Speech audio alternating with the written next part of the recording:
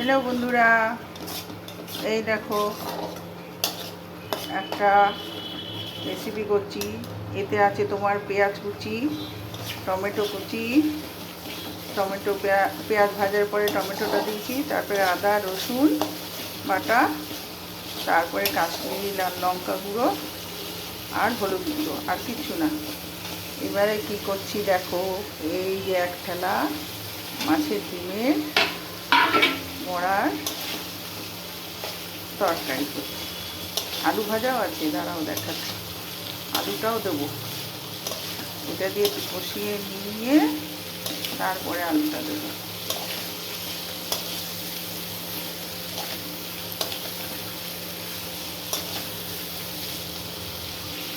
এই দেখো আলুটা, এই যে আলু ভেজে রেখেছিলাম দিয়ে দিলাম। এবারে আলুটা দিয়ে একসাথে একটু কষিয়ে তারপরে জল দিয়ে দেবো।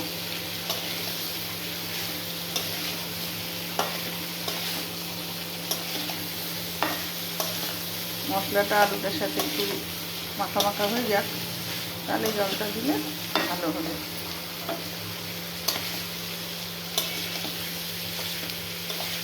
কে কে মাছের ডিমের বড়ার এরমভাবে তরকারি খাও, ঝোল বা শুকনো শুকনো মাখা মাখা?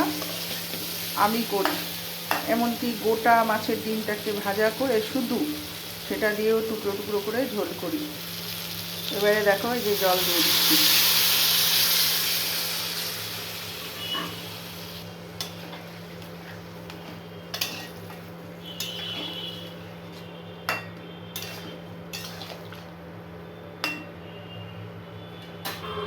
এই ঢাকনা দিয়ে দিচ্ছি, একটু ফুটে উঠলে তোমাদের দেখিয়ে আবার টাটা করে দেবো।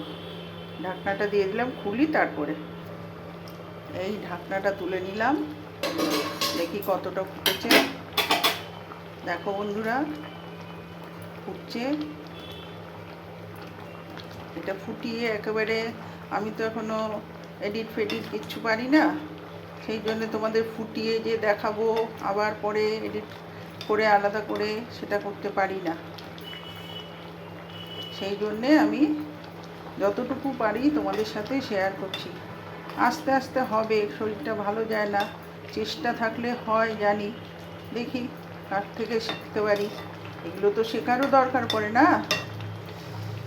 আচ্ছা, টাটা, আবার আসবো তোমাদের সাথে এইভাবে গল্প করতে। ততক্ষণের মতন যাই, সবাই ভালো থেকো, সুস্থ থেকো, সাবধানে থেকো।